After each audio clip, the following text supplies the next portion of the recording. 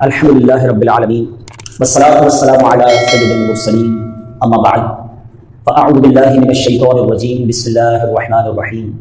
پڑھیے الصلاۃ والسلام علیک یا رسول اللہ وعلی آلک واصحابک یا حبیب اللہ. الصلاۃ والسلام علیک یا نبی اللہ وعلی آلک واصحابک یا نور اللہ. ماہ رمضان ہم پر پتہ ہے کتنی بڑی مہربانی کی گئی ہے، ثواب بڑھا دیا. کتنا ثواب بڑھا؟ حدیثوں میں مضمون ملتا ہے کہ رمضان میں نفل کا ثواب فرض کے برابر، فرض کا ثواب 70 گنا کر دیا جاتا ہے. رمضان میں روزہ دار کا سونا بھی عبادت ہے. رمضان میں روزہ دار کے منہ سے افطار سے پہلے جو بو آتی ہے وہ اللہ کے نزدیک مشک کی خوشبو سے زیادہ بہتر ہے. رمضان کی پہلی رات جب آتی ہے اللہ اس امت پر نظر رحمت فرماتا ہے، اور اللہ جس پر نظر رحمت فرمایا اسے کبھی عذاب نہ دے گا. رمضان میں روزانہ افطار کے وقت 10 لاکھ گناہگار جہنم سے آزاد کر دیے جاتے ہیں. کیسے پیکج ہے؟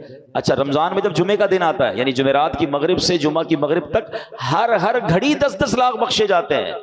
تو وارے نہیں آ رہے ہیں نا ساری زندگی میں، اور آپ دعا کرتے ہیں یا اللہ ہماری پکار سن لے، ہماری دعا سن لے. رمضان کی راتوں میں فرشتہ آواز لگاتا ہے کوئی مانگنے والا کہ اس کی دعا قبول کر لی جائے، ہے کوئی توبہ کا طلبگار اس کی توبہ قبول کی جائے. مگر سچ بتاؤ اس اسکیم سے کتنے لوگ فائدہ اٹھاتے ہیں؟ پھر رمضان کا پہلا عشرہ رحمت، دوسرا عشرہ مغفرت، آخری عشرہ جہنم سے آزادی کا عشرہ، آخری عشرے میں 5 طاق راتوں میں ایک رات وہ جسے لیلۃ القدر کہا گیا، 1000 مہینوں سے بہتر رات. اللہ اکبر، کتنی مہربانی کی اللہ نے ہم پر. یعنی ہر وہ سامان کر دیا گیا کہ میرا بندہ بخشا جائے. مگر سچ بتاؤ جو اس میں بھی نہ بخشا گیا، جو اس میں بھی غفلت کر لے تو اس کا کیا بنے گا؟ نہیں، پلیز اس آفر کو ضائع مت کرنا. دیکھیں ہمیں نہیں پتا پھر رمضان ملے نہ ملے. پچھلے سال کئی لوگ تھے جو ہمارے ساتھ تھے، اس سال نہیں ہے. کیا پتا اگلے سال ہم رمضان میں نہ ہو، ہمارے بارے میں باتیں ہوں کہ یار ہمارے ساتھ تھا ہمارا بھائی، اب نہیں ہے. تو اس رمضان کو غنیمت جاننا ہے، اپنی زندگی میں تبدیلی لائیں. زندگی پڑی ہے کھانے گھومنے پھرنے کمانے کے لیے. لوگ رمضان میں پیسے کمانے کی پلاننگ کرتے ہیں. نہیں، ساری زندگی پڑی ہے یار یہ کام کرنے کے لیے. اس مہینے میں عبادت، اللہ کو راضی کرنا ہے. اتنے گناہ ہیں، اتنی خطائیں، اب تو توبہ کرنی ہے نا. کہ رمضان میں نمازیں پڑھوں اور عبادتیں کروں. رمضان میں نیت کریں کہ ساری نمازیں باجماعت پڑھیں اور پوری تراویح پڑھیں. ہاں یہ بڑی گڑبڑ ہو گئی ہے آج کل، لوگ تراویح میں ڈنڈی مارنے لگ گئے. ایک تو ٹرینڈ آ گیا 3 روزہ تراویح، 5 روزہ تراویح، 7 روزہ تراویح. ٹھیک ہے اگر آپ 3 روزہ 5 روزہ پڑھ رہے ہیں، لیکن اس کا مطلب یہ نہیں کہ اس کے بعد باقی تراویح معاف ہو گئی ہے. تراویح چاند رات تک، عید کی چاند نظر آنے سے پہلے پڑھنی ہے. جس دن چاند نظر آ گیا اس دن نہیں پڑھنی، باقی پڑھنی ہے. اور 20 رکعت پوری پڑھنی ہے کہ یہ سنت مؤکدہ ہے. اچھا اس کے علاوہ سمجھیے نا، حدیث پاک میں آتا ہے جس کا مضمون ہے کہ جو رمضان میں ایک سجدہ کرے اس کو ایک سجدے کے بدلے 1500 نیکیاں ملیں گی. ہر سجدے پر جنت میں سرخ یاقوت کا محل عطا فرمایا جائے گا. اور فرمایا ایک درخت ایسا اسے جنت میں دیا جائے گا، اس کا سایہ اتنا بڑا ہوگا، اس کی ڈائمنشن اتنی بڑی ہوگی کہ گھڑ سوار یعنی ہارس رائڈر 500 سال تک دوڑتا رہے اس کا سایہ ختم نہیں ہوگا، یا اتنا سایہ ہوگا. اب مجھے بتاؤ یہ ہر سجدے پر انعام ہے. مبارک کونے جو پوری تراویح پڑھتے ہیں. 20 تراویح پڑھیں تو کتنے سجدے ہو گئے؟ 40 سجدے ہو گئے. 40 سجدے پر 1500 نیکیاں ملے تو 60,000 نیکیاں. 40 جنت کے گھر، 40 جنت کے درخت ملتے ہیں اس کو جو پوری تراویح پڑھتا ہے. اب کچھ لوگوں نے 8 پڑھ کے چلے جانا ہے تو خود سوچے کتنا بڑا لاس کر رہے ہو اپنا. جو پڑھتے ہی نہیں وہ خود سوچے میں کتنا. بلکہ میں تو کہتا ہوں صرف تراویح کیوں، تہجد پڑھنا رمضان میں آسان ہو جاتا ہے. بندہ جو ہے وہ سحری میں تو اٹھتا ہی ہے، تو 2 رکعت تہجد پڑھ لے، 4 رکعت پڑھ لے، 12 رکعت تک پڑھی جا سکتی ہے. اللہ بس توفیق دے، ذہن مل جائے. اور سحری کے وقت دعا کرنا یہ خاص دعا کی قبولیت کا وقت ہے. اللہ کریم قرآن مجید میں کیا ارشاد فرماتا ہے؟ وَبِالْأَسْحَارِ هُمْ يَسْتَغْفِرُونَ، اور رات کے آخری پہروں میں بخشش مانگتے ہیں. یہ نیک لوگوں کا وصف قرآن میں بیان کیا. سحری میں اٹھیں، ایک تسبیح استغفار کی بھی پڑھ لیں، استغفر اللہ استغفر اللہ استغفر، دعا کریں اور پھر سحری کر لیں. 10 منٹ پہلے اٹھ جائیں نا. یعنی ایک سجدے پر اگر مجھے ایک جنت کا گھر مل رہا ہے، جنت کا درخت مل رہا ہے، 1500 نیکیاں مل رہی ہیں، تو کیوں سستی کرنی ہے؟ ساری رات گھومنا پھرنا، کرکٹ کھیلنا، پتہ نہیں کھانا پینا، اسی میں قوم لگی ہوئی ہے. نہ کریں ایسا. ساری زندگی آپ کھا پی سکتے ہیں، رمضان اس لیے نہیں ہے. پلیز اچھے کام بھی کروں، گناہوں سے بھی بچوں، تو انشاءاللہ میرا رب اللہ کی رحمت سے امید ہے مجھے فلاح پانے والوں میں شامل فرما لے۔ کئی لوگوں کو میں دیکھا رمضان کے روزوں میں بڑے نڈھال ہو جاتے ہیں، اس کی وجہ یہ ہوتی ہے وہ پورا سال نفلی روزے رکھتے نہیں، رمضان سے پہلے نمازوں کی پابندی، رمضان سے پہلے تلاوت شروع، گناہ چھوڑ دیے، بری عادتیں ختم کر دی، بندہ صاف ستھرا ہو گیا، کیا رمضان آنے والا ہے، استقبال کرنا۔ آپ کے گھر میں جب کوئی مہمان آنے والا ہوتا ہے اس کا ویلکم کرتے ہیں نا، انتظار کرتے ہیں، استقبال کرتے ہیں، اور جتنا پیارا مہمان، جتنا معزز مہمان اتنی تیاری ہوتی ہے۔ ایسا مہمان جو سال میں ایک بار بڑی مہربانی کرنے والا جب بھی آتا ہے بڑے تحفے دے کر جاتا ہے، اس کے لیے تو بندہ گھر سے جاتا ہے۔ تو ہم نے کوئی دل سجایا، کوئی ذہن سجایا، کوئی تیاری کی کہ اللہ کی طرف سے اتنا پیارا مہینہ آنے والا ہے، کیا یہ اچھا ہو گھر کی صرف صفائی اس نیت سے ہو کہ ماہ رمضان آنے والا ہے، میں نے کچھ لباس تیار کر لیے، دھلوا کے تیار کر لیے، تراویح پڑھوں گا، اس میں عبادت کروں گا۔ یہ بزرگوں کا طریقہ رہا کہ انہوں نے عبادت کے لیے بہترین لباس الگ رکھے ہوتے تھے۔ بلکہ مشورہ دوں گا جن کو اللہ نے نوازا ہے اور جو مجھے لائیو بھی سن رہے ہیں، رمضان کی عبادت کے لیے کچھ نئے کپڑے سلواتے ہیں، شادی کے لیے سلواتے ہیں، مہندی کے لیے سلواتے ہیں، برتھ ڈے کے لیے سلواتے ہیں، یہ استقبال ہے نا کہ عبادت کا مہینہ آ رہا ہے، میں انشاءاللہ نماز پڑھوں گا، نئے کپڑے پہن، خوشبو لگاؤں گا، اچھی سی عطر خرید لیں۔ اگین جس کو اللہ نے آسانی دی، جس کے پاس نہیں ہے اپنے گھر کو تو صاف کر لیں، کپڑوں کو اجالا کر لیں، صفائی ستھرائی کا خیال رکھیں، دل تو صاف کر سکتے ہو نا، اس میں پیسے نہیں لگتے۔ نبی پاک علیہ الصلوۃ والسلام، سبحان اللہ، صدقے کے فضائل کتنے۔ نبی پاک علیہ الصلوۃ والسلام فرماتے ہیں بے شک صدقہ کرنے والوں کو صدقہ قبر کی گرمی سے بچاتا ہے، اور بلا شبہ مسلمان قیامت کے دن اپنے صدقے کے سائے میں ہوگا۔ جب سایہ نہیں ہوگا، جب بہت گرمی ہوگی، جب بڑی تپش ہوگی، سوچو صدقہ کرنے والا کتنا خوش نصیب ہے۔ وہ اور خوش نصیب ہے جو روزانہ کچھ دنوں کے بعد جب موقع ملتا ہے دیتا ہی رہتا ہے، میرا سایہ بڑا ہو جائے، میں اس گرمی میں کہیں تپش میں مارا نہ جاؤں۔ اگر اس نیت سے صدقہ دو کہ مولا کریم قیامت کے دن کی گرمی سے بچا لیجیے، تو انشاءاللہ صدقہ دینے کا لطف بھی اور آئے گا۔ یا الہی گرمی محشر سے دامن محبوب کی ٹھنڈی ہوا کا ساتھ ہو، یا الہی جب زبانیں باہر آئے پیاس سے ساقی کوثر شہے جو علا کا ساتھ ہو۔ میرے پیچھے سن بھائیو، صدقہ دینے میں بڑی سفرہ خوشی دلی کے ساتھ آگے بڑھ کر ان موقعوں سے فائدہ اٹھانا چاہیے۔ صدقہ عمر میں اضافے کا بھی باعث بنتا ہے۔ جی ہاں، بڑا کمال کا واقعہ ہے۔ حضرت عیسیٰ علیہ السلام کے زمانے میں ایک دھوبی تھا، لوگوں کے کپڑے آپس میں تبدیل کر دیتا تھا۔ تو لوگوں نے حضرت عیسیٰ علیہ السلام کو اس کے بارے میں بتایا کہ یہ بندہ بڑا غیبہ بندہ ہے، سب کے کپڑے ملا دیتا ہے، تو آپ جو ہے اس بندے کے لیے کچھ کیجیے۔ آپ اللہ کی بارگاہ میں اس کی ہلاکت کی دعا کر دی۔ وہ بندہ دھوبی اپنے معمول سے گھر سے نکلا، اس کے پاس 3 روٹیاں تھیں۔ ایک سائل آیا تو اس نے روٹی اسے دے دی۔ سائل نے دعا دی، اللہ تعالیٰ تجھ سے آفات سماویہ یعنی آسمانی آفتیں سے مجھے بچا لے۔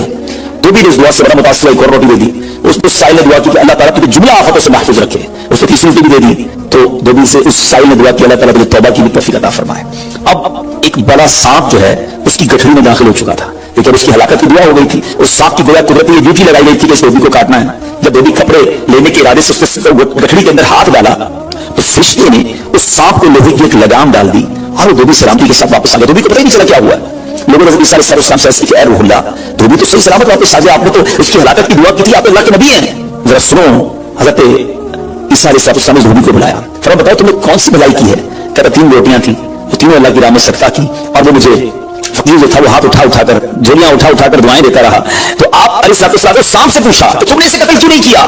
تو سانپ نے عرض کی اے اللہ کے نبی، اللہ عز و جل نے آپ کی دعا قبول فرما لی تھی اور مجھے اس کو ہلاک کرنے کے لیے بھیجا تھا۔ جب اس دھوبی نے سائل کو صدقہ دیا تو ایک فرشتے نے آ کر مجھے لوہے کی لگام ڈال دی۔ جب لوگوں نے بات سنی، دھوبی نے یہ بات سنی، اس سے بڑا تعجب ہوا کہ اتنا گناہ گار، لوگوں کو اتنی تکلیف پہنچانے والا صرف ایک نیکی کی اور مجھے آفت سے بچا لیا گیا۔ اس دھوبی نے توبہ کر لی کیونکہ اس سائل نے توبہ کی بھی دعا کی تھی۔ تو پتہ یہ چلا آفتوں سے بچنا چاہتے ہیں، مصیبتوں سے بچنا چاہتے ہیں۔ آج کل تو کرونا وائرس کا زمانہ ہے، بلاؤں کا زمانہ ہے، ارے اس میں تو زیادہ صدقہ دینا چاہیے، اپنے نام کا بھی، بچوں کے نام کا بھی، فیملی کے ہر فرد کے نام پر صدقہ نکالتے رہیں کہ یا اللہ صدقے کی برکت سے ان بلاؤں ان وباؤں سے بچانا۔ ارے وباؤں سے بلاؤں سے آنے والی مصیبتوں سے صدقہ کیسے بچاتا ہے؟ اس لیے ایک شخص سیدنا ابو ہریرہ رضی اللہ تعالیٰ عنہ کی بارگاہ میں حاضر ہوا، کہنے حضور میرا بیٹا سمندری سفر پر گیا ہے، آپ اس کے لیے دعا فرمائیں۔ آپ رضی اللہ تعالیٰ نے فرمایا اس کی طرف سے صدقہ دو، سفر پر جایا کرو نا، صدقہ دے کے جایا کرو، بیٹا یا فیملی کا کوئی فرد سفر پر ہے، صدقہ دو کہ خیر سے واپس آ جائے۔ سیدنا ابو ہریرہ رضی اللہ تعالیٰ نے فرمایا سمندری سفر پر ہے اس کے لیے صدقہ دو۔ اس وقت سمندر میں موجیں اٹھ رہی تھی، یہاں باپ اور حضرت ابو ہریرہ رضی اللہ تعالیٰ نے گفتگو ہو رہی ہے، این اسی وقت ادھر سمندر میں موجیں اٹھ رہی تھی، جہاز ڈوبنے کے قریب تھا، ادھر اس کے والد نے اللہ کی راہ میں صدقہ دیا اور وہاں کہنے والے کو کہتے ہوئے سنا گیا اے سواروں تمہارے لیے سلامتی ہے، بے شک اللہ تعالیٰ نے فدیہ قبول فرما لیا۔ بیٹا سفر سے واپس آیا، اپنے والد کو سارا واقعہ سنایا کہ جہاز موجوں میں تھا، قریب تھا کہ ڈوب جاتا، مگر پھر ایک ندا آئی کہ تمہارے لیے جو صدقہ دیا گیا ہے وہ قبول کر لیا گیا ہے۔ تو اے میرے بیچ اسلامی بھائیوں، میں نے آپ کو احادیث بھی سنائی ہیں، آپ کو واقعات بھی سنا رہا ہوں کہ صدقہ بلاؤں کو ٹالتا ہے، صدقہ بیماریوں کو ٹالتا ہے۔ آپ نے نبی پاک علیہ السلام کی زبانی ایک خوبصورت واقعہ آپ کو سناتا ہوں۔ پیارے آقا علیہ السلام نے یہ واقعہ صحابہ کرام کو سنایا۔ واقعہ کیا ہے؟ میرے آقا فرماتے ایک عورت کے منہ میں لقمہ تھا، کھانا کھا رہی تھی، ہاتھ میں لقمہ اور منہ میں ڈال دیا، اتنے میں دروازے پر ایک سائل آیا، وہ عورت کیسی توکل والی, کیسی صدقہ دینے والی, کتنا اللہ کی راہ میں خرچ کرنے والی تھی کہ وہ لقمہ اس نے منہ سے روکا اور سائل کو دے دیا کہ یہ کھا لے, میں بھوکی ٹھیک ہوں, یہ بیچارہ غریب ہے, دے دیا اسے. چھوٹی سی بات تھی. ایک لقمہ کیا ہوتا ہے, اس میں بھی کہتے ہیں پیسے ڈھونڈے جیب میں, 5 10 15 روپے 50 روپے 100 روپے کے صدقے سے کیا ہوگا, میں تو خود غریب ہوں. سنو, ایک ہی لقمہ تھا نا, دیکھ نہیں تھی بریانی کی, ایک لقمہ تھا. اور یہ واقعہ سرور کائنات علیہ السلام اپنے صحابہ کو سنا رہے ہیں. پھر وہ لقمہ اس عورت نے روکا اور فقیر کو دے دیا. اب اس عورت کے کچھ عرصے بعد بچے کی ولادت ہوئی. بچہ تھوڑا سا بڑا ہوا, باہر ماں کے ساتھ چلنے لگا, گھومنے پھرنے لگا. تو باہر گیا تو ایک بھیڑیا آیا, اور بھیڑیا آ کر اس کے بچے کو اس نے منہ سے پکڑا اور بھاگ گیا.